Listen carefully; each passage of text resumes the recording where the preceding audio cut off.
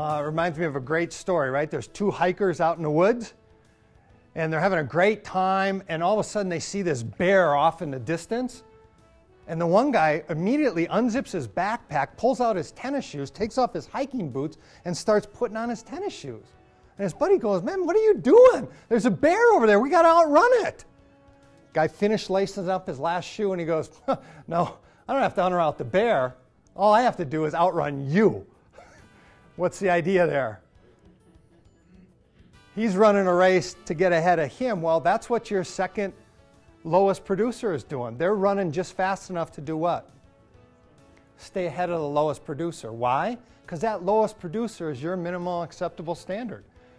It's a living, breathing. And right now you have that person on your team. The question is that acceptable performance or not? And if it's not, we have to confront it sooner rather than later. Last segment for Coaching for Success is titled Confronting Problem Performers. And I love the quote that Harvey McKay starts us off with. He says, "It's not the people that you fire who will make your life miserable, it's the people that you don't fire." True or true? True. Do any of you agonize up all night worrying about the people that you have to fire?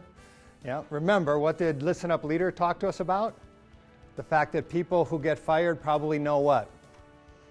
At least 2 to 3 weeks in advance that it should have taken place. And obviously, the people on your team know that as well. Now, we're not quite to that firing place, but we're one step shy.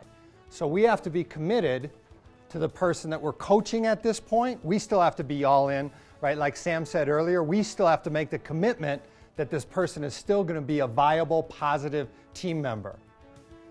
But their behavior has indicated that they haven't taken well to the coaching so far. Maybe their performance is at levels that needs to be stopped, or we need to escort them on to a different career. That's kind of where we're at, basically.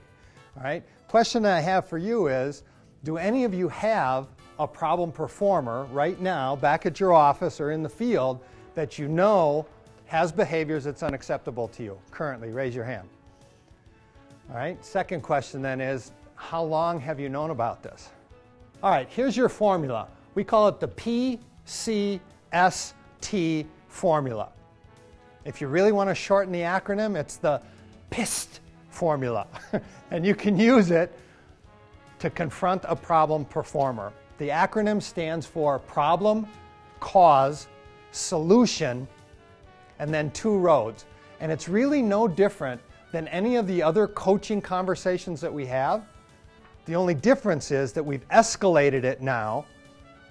And instead of playing soft, consultant role, let's ask a ton of questions, now you've got to kind of drive the conversation, because essentially this person has already escorted themselves to the intersection of choice.